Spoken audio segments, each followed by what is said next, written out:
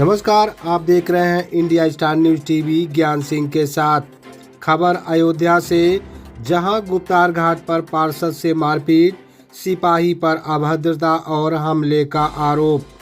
बड़ी देवकाली वार्ड के पार्षद सर्वजीत उर्फ छोटू से सिपाही ने की गाली गलौज और मारपीट। नाव पर बैठने को लेकर हुआ विवाद।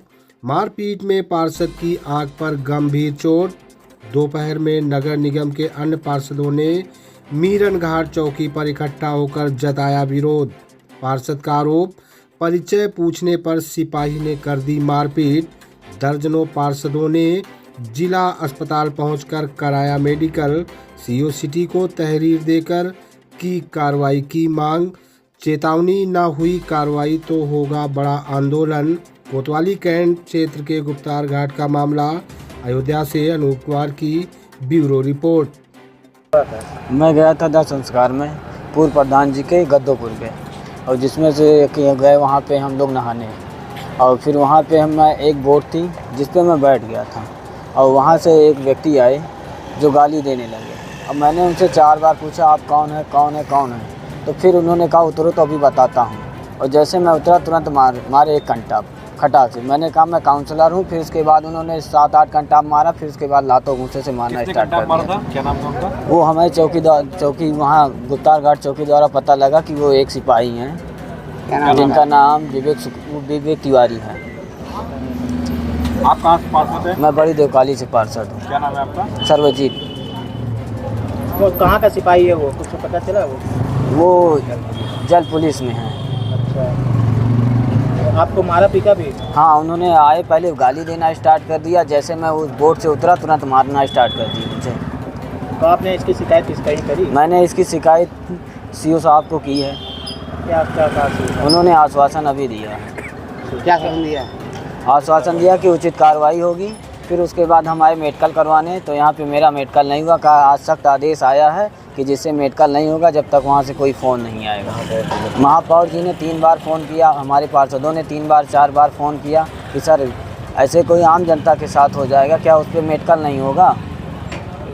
क्या नाम है? यहाँ पे सभी पार्षद एकत्रित हुए। फिर उसके बाद जाके मेडिकल करा। मेरा नाम सर्वजीत। आप क्या चाहते हैं? मैं इस पे कार्रवाई चाहता हूँ कि भविष्य में ऐसा कभी ना हो किसी के भी साथ, जिससे अभी मेडिकल हमारा मिला भी नहीं है, कि जैसे आम नागरिक के साथ भी ऐसा ना दुर्व्यवहार हो कि कोई भी जाए मिट्टी में जाए तो उसको मारना स्टार्ट कर दें पुलिस द्वारा।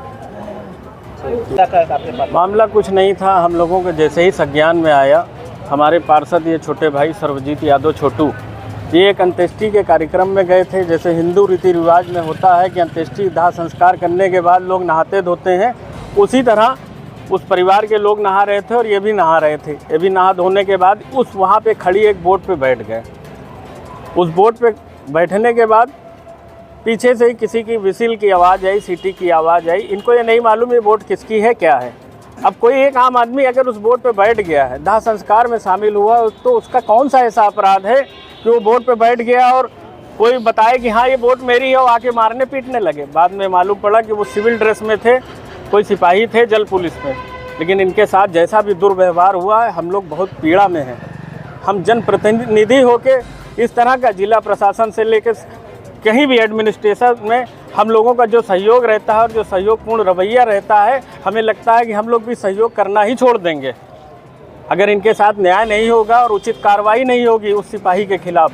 हालांकि हम लोगों के महापौर तक भी ये बात संज्ञान में गई, वरिष्ठ पुलिस अधीक्षक जी के संज्ञान में गई, सीओ सिटी तक हम लोग भी गए।